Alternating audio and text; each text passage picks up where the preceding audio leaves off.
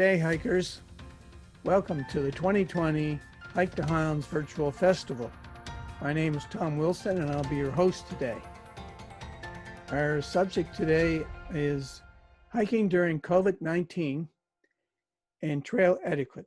Our guest is Michael Salter, who is a retired veteran with 36 years with the Royal Canadian Navy. He's a member of the Island Trails Board of Directors. He's chair of the membership committee for Island Trails, and he also assists with trail maintenance throughout PEI. Welcome, Michael. Oh, thank you. Mike, my first question, of course, is one that we've all kind of learned how to adapt and understand and live with. Is in February when we got COVID-19, we noticed a big difference in our lives and also with the community organizations. In Nova Scotia, it was pretty well, we had to shut down all festival and events. We had to shut down activities in community halls and events in fire departments halls. So my first question is, how did COVID-19 affect Island Trails? Basically not very much.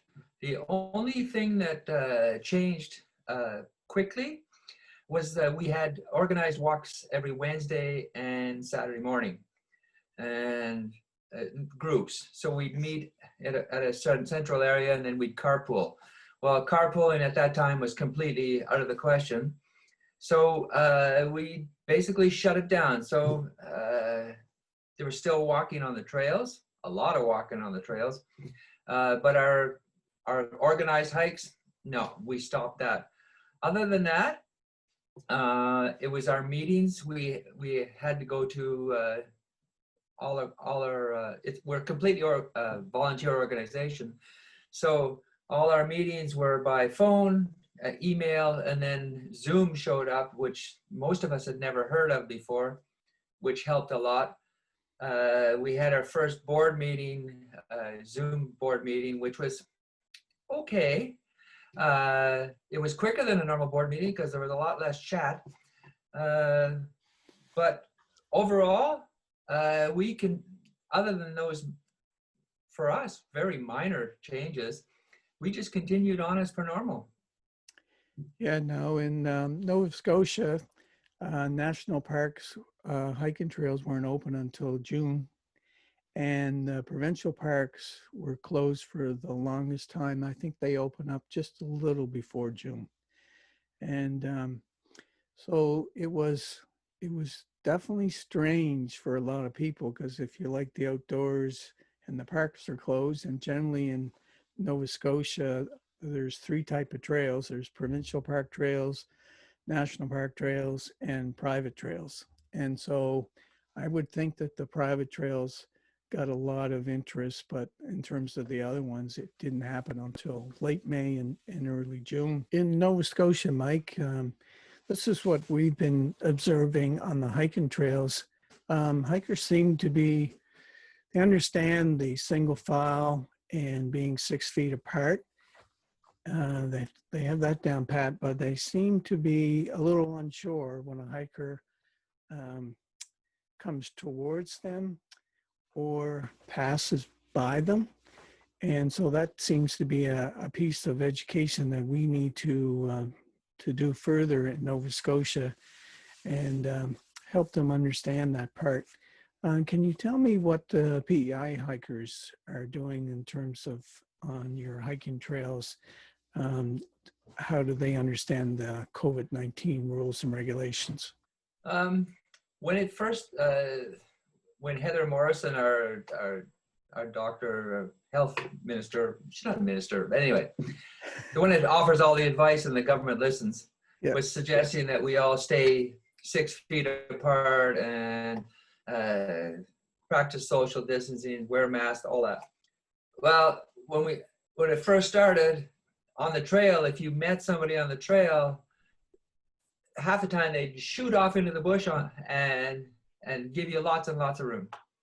But I think what I'm seeing now is there's a general fatigue over the whole COVID social distancing and masks and everything else. Um, so often it's like we're on a sidewalk. They'll try to go right by you, and it's just it's maddening. I mean, it's not a general rule. Most people are actually distancing quite well. Most of our trails are loops, so except for the in-out part where you first catch the loop. So we're okay there, but yeah, what I'm seeing is a fatigue. Oh, the rules are boring. Nobody on the island has it right now, so I think if we got community spread, I think it would snap back to the initial reaction where everybody would be following the rules to the T. But right now, no, they're absolutely not. So, Mike, one of the things that we included in our registration kit this year for the Hike the Highlands Virtual Festival was a neck warmer, because we thought that it would be useful when we're coming towards a hiker and you step off to the side. At least you could put this and cover your face, just like this. And then when the hiker goes by, just press it down. Okay. Now, 2 weekends ago, my wife and I went to Ingonish to, a lot of her family came home, and we went hiking in Middlehead, which is one of the national park trails that a lot of people hike at. So we hiked with our niece's husband, Kevin. They live in Cornwall. And so anyway, we got there around just a little before 8 o'clock, and we were the only car in the parking lot. And we did the hike, came back, and there was one other car. We saw, I think, one person. We gave them lots of room. It was happened to be in one of the areas where there was lots of room to give to. And we said, boy, this is really different. Now, last year, when things were going good, if you didn't get there at 8 o'clock, you wouldn't get a parking spot the rest of the day. So you're seeing less traffic. Yeah, so we're all kind of learning the new norm. I don't know if it's a great thing or a bad thing, but it's certainly making us more safety conscious. Yeah. Now you brought up a good point earlier that in PEI, most of the trails that the Island Trails organization is involved with are all looped, except for the first part. I know Sarah mentioned to me that you also have signage so that people know which way the loop starts. Because we found that if you're on a loop trail, you have no idea, do I start this on the left side or I start on the right side? That's right. And so signage is going to be crucial in terms of that stuff. Yeah, a little arrow makes a big difference. It does, yeah. I mean, because again, we're nervous about facing somebody. Yep. And I'm with the trails and maintenance, a lot of maintenance, but I'm also with Island Nature Trust. So I'm a conservation guardian and a piping plover guardian. So I'm always on the beaches or in the bush somewhere on the island. So good for you. My last question is, knowing that what you know now in terms of COVID-19 and hiking, do you see in the next couple of years changes in your organization if COVID-19 stays longer and we have to adapt even more? I don't think we have to change that much. I think the big changes, not big changes that need to be made is like we have to reinforce signage. We have to adjust a couple of our parking spots. I know that for a fact. Yep. But we knew that before. It wasn't working before. It's certainly not working now. Yep.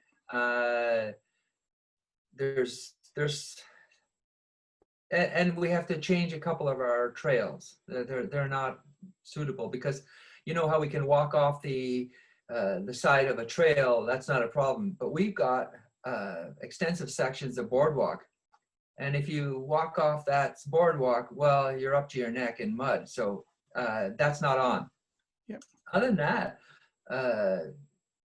I hesitate to say it's been good for us, but the organization and our trails, we're getting far more visibility. There's people out hiking that have not, I've met people on the trail who lived here all their life and didn't know the trails existed. So either, there's two things, either that we weren't advertising it or they weren't looking. I know we were advertising it, so they weren't looking. Yes. But fall, when the mosquitoes disappear, because right now it's still pretty buggy on the trails. I think we're going to see we had a big spring explosion of use. It's sort of slowed down right now because of the mosquitoes, but I have the feeling in a month's time, the trails are going to be packed again. And then that's when we're going to have to really pay attention and observe. We have to observe and see what we're looking at and think about it properly. Not just go, a lot of people. We have to say, what are they doing? How are they acting? And go from there. Yeah, now I talked to Janet Barlow with Hike Nova Scotia. She's the executive director, and they do a fall hiking series. And they're doing they're coming out with a guide for the leaders that actually lead the hikes in. And I'd be interested to see some of their concepts and what they're going to do in terms of adjusting to COVID-19. We've also learned, I think it was from her too as well, she said that they're looking at gathering spots where it's kind of like reminds you of the old UK, where they have the single lane roads and there's a passway where they have a little spot off to the side where you pull in, let them go by, and then you go back out again. Yeah. They're thinking that maybe this might be a thought of helping out on the in and out trails, is having those little places to get off on the side. Oh yeah, good idea. And I like that idea, but I also like the idea that you guys have with the signage pointing the arrow which way to go on a loop trail. Yeah. Because I think that's really important. There's actually a push now. The PEI government's got something called Trail Town. So they're trying to develop the trails.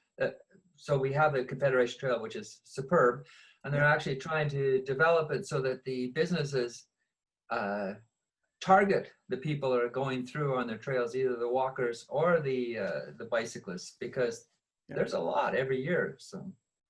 Yeah, we did. I just want to thank you on behalf of the Hike to Highlands Festival Society, Mike, for joining us today and sharing your experiences and your knowledge and your work with the Island Trails organization. And we wish you a great fall hiking season. And I hope to get over to PEI, hopefully this fall, but if not, it'll be next season. Hopefully we can meet up and go for a hike sometime. That'd be great. Thanks for thinking of us. And I'd love to have you come visit. Okay. Thanks, Mike. Okay, thank you. Bye-bye now. Bye.